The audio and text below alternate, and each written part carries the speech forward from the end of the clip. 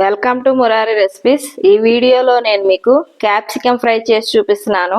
దాని తయారీ విధానం చూద్దాం. ముందుగా స్టవ్ వెలిగించుకొని ప్యాన్ పెట్టుకొని ఫ్రైకి సరిపడా ఆయిల్ వేసుకోవాలి. ఆయిల్ వేడెక్కాక కట్ చేసుకున్న ఉల్లిపాయ ముక్కలు వేసుకొని ఫ్రై చేసుకోవాలి. ఉల్లిపాయ కొంచెం ఫ్రై అయిన తర్వాత ఒక హాఫ్ స్పూన్ అల్లం వెల్లుల్లి పేస్ట్ వేసి ఫ్రై చేసుకోవాలి. ఈ అల్లం వెల్లుల్లి పచ్చివాసన పోయే వరకు ఫ్రై చేసుకోవాలి.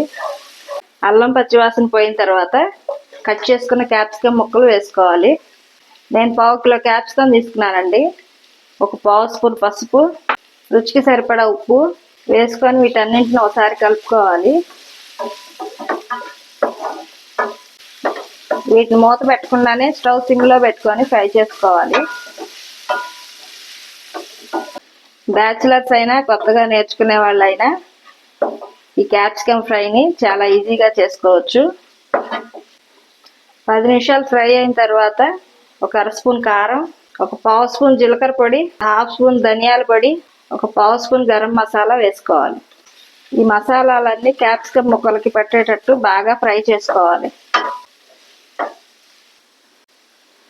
క్యాప్సికమ్ ఫ్రై రెడీ అయిందండి. ఇప్పుడు స్టవ్ కట్టేసి వేరే బౌల్లోకి సర్వ్ చేసుకోవాలి.